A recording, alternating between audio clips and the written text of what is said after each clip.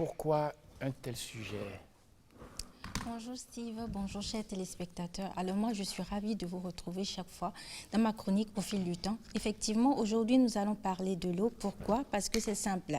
Il est des questions qu'on ne se pose pas, qui ne viennent pas à l'idée de quelqu'un de se poser. Il est aussi des réponses servies aux plus petits curieux qui attisent davantage la curiosité. Lesquelles sont, c'est comme ça a toujours été comme ça. Parfois ces questions tirent existentielles, parfois de vieilles pratiques reprises de génération en génération de façon machinale, sans plus d'explication que l'exécution. Alors lorsque ces deux inquiétudes-là en viennent à faire une, ça devient très intéressant. Je l'entends souvent dire en fait à chacune des réunions, l'ancien, le plus ancien qui dit apportez-moi un verre d'eau. Avant chaque voyage, chaque retour à la maison, il se fait encore présent ce verre d'eau. Et même pour notre baptême, il était encore là ce verre d'eau. Absolument. On versera un peu d'eau au seuil de la maison lorsque se fera entendre les pas et les cris annonçant la dot de la jeune fille. Ma grand-mère d'ailleurs va demander encore ce petit eau pour ces petites ablutions des 5 prières quotidiennes musulmanes. De la source sacrée Zamzam pour les musulmans à l'eau de Gange pour les Indiens, il est encore là. Et lorsque j'oublie de l'emporter dans ma gourde, avec 25 francs, c'est réglé. En effet, aujourd'hui, tout curieux comme d'habitude dans ma chronique au fil du temps, je vous amène à la découverte de ce qui coule et dévoile aujourd'hui son histoire. Le bien le plus précieux que la terre n'ait jamais porté, il s'agit bien sûr de l'eau. Alors, prenez votre verre d'eau et restez avec moi. Un bon verre d'eau fraîche. Alors donc, quel est alors le symbole et quelle signification recouvre-t-elle dans nos pratiques? Voilà. Moi, c'est l'une des interrogations qui m'a tirée, qui a fait que j'ai proposé cette chronique, c'est que chaque fois qu'il y a quelqu'un qui voyage ou lorsque tu es amené à aller à l'extérieur, on demandera toujours, les parents diront une prière et accompagnée toujours d'un peu d'eau. Alors je me suis demandé, mais pourquoi précisément l'eau et pas une fleur, pas un noix de cajou, pas une pierre? J'ai tenté de poser la question, bien sûr, aux aînés, toujours la même réponse.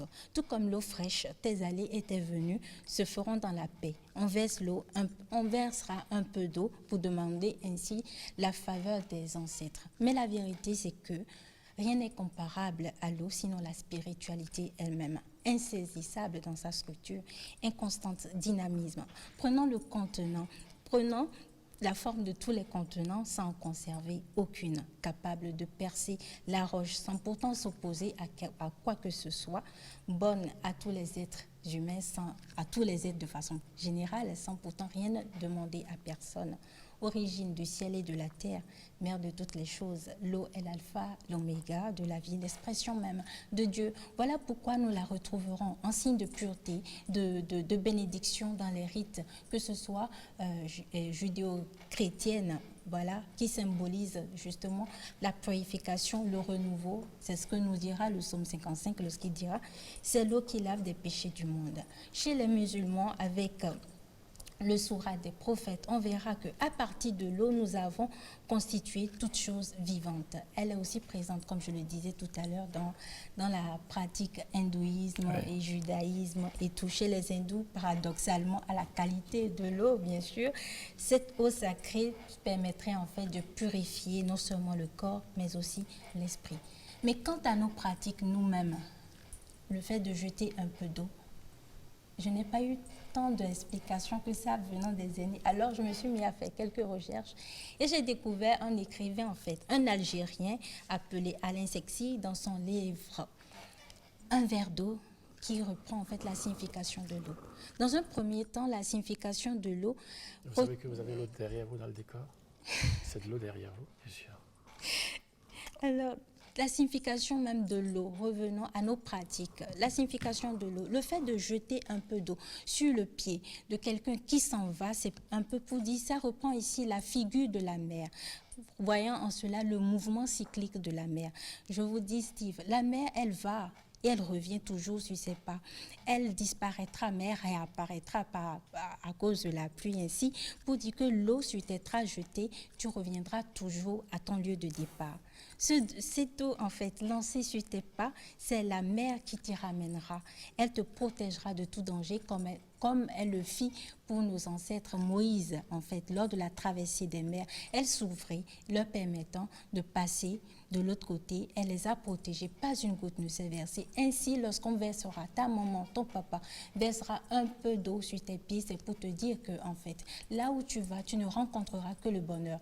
Le danger s'écartera loin de toi et l'eau apaisera, en fait, tout danger et tout tes...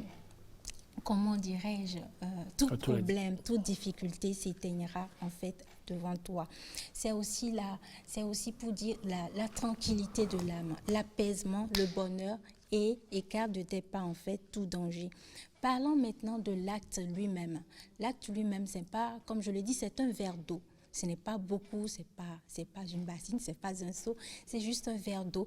Et ça se vient, parfois, lors des réunions, on le verse juste comme ceci, juste un tout petit peu sur le sol en vue d'apaiser en fait et d'apaiser les ancêtres, de pouvoir les rappeler ou demander leur protection. Lorsqu'il s'agira de la dot, dans une calebasse, on la versera en fait à même le sol comme ça pour rafraîchir et souhaiter la bienvenue à nos hôtes. Et bien sûr, lorsque vous reviendrez, elle sera encore là, votre maman, avec ce verre d'eau pour vous accueillir parce que là où vous êtes allé, vous êtes revenu à elle, saine et sauve. Maintenant, qui sont ceux qui sont à même de faire ce geste-là? Ça va dans un ordre.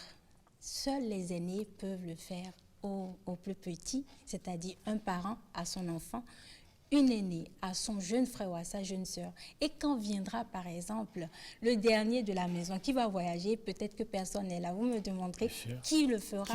Voilà. Qui peut poser cet acte? En Afrique, on dit bien sûr que les voisins, c'est la famille. Nous vivons en communauté. Ainsi, lorsque viendra le dernier venu à partir, c'est effectivement le voisin que nous appellerons pour, en fait, poser cet acte-là. Steve, je pense que je suis à la fin de ma chronique et je suis sûre que vous aimeriez savoir de quoi nous allons parler demain. Absolument. Ok, donc moi je continue alors. Oui, allez-y.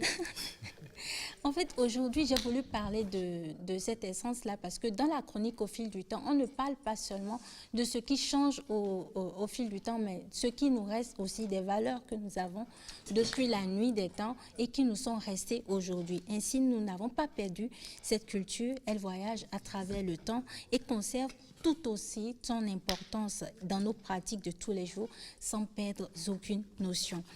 Quoique toutefois la pratique de l'eau ait évolué sous peu comme le commerce, demain je vous propose de découvrir l'eau maintenant dans ses activités, le commerce, d'où est partie la première activité de commerce de l'eau jusqu'à aujourd'hui. Nous en sommes arrivés à en acheter dans nos supermarchés. Pourtant, l'eau, elle est gratuite, elle est accessible à tout le monde. Comment est-ce que certains se sont fait de l'argent rien qu'avec de l'eau gratuite et disponible? Voilà un peu ma chronique aujourd'hui. C'est parfait. Une belle chronique que je trouve très, très rafraîchissante, bien sûr. C'est la curiosité. Quoi, hein? Quoi? Qu'est-ce qu'il y a bon, monsieur? De qui? Mais, précisez un peu les choses, ne pas parler de façon vague. Nous faisons une petite messe dans la grand-messe. Noupo, j'adore cette chanson-là. Oh mon Dieu, j'adore. Parce qu'elle te ramène en fait à l'humilité, Steve. Quand tu penses avoir tout fait, c'est qu'il reste encore à faire. Ouais.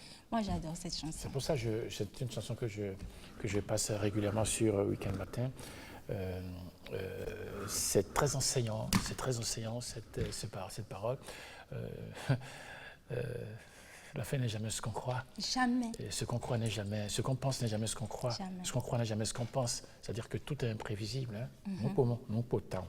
Alors je voudrais donc dire spécialement bonjour et merci à mon cher ami Évariste Mochot depuis Dakar, avec qui, même quand je fais mon émission, nous écrivons, il me donne toutes les spécificités, les petits détails. Vous savez que vous avez des fans qui vous écrivent, qui demandent de vous saluer affectueusement. Tonton Cessé, le jardinier. Fofo Cessé. Fofo Cessé, le jardinier. Mais vous savez que la fois dernière, j'ai dit à maman que, en fait, Steve aura fait dans toutes les peaux, mais sauf à go de toi. Je l'imagine maintenant aujourd'hui. Ah, ben vous voyez, on déjoue les pronostics dont vous pensez que je ne peux pas le faire. Et bien voilà que je l'ai fait. Est-ce qu'elle a regardé votre mère? Oui, ça, elle est calée tous les jours, elle rate jamais. Vous voyez, d'accord, voilà. Mais on a déjoué tous les pronostics. Hein. Allez, l'eau, suite et fin, donc ce sera donc demain.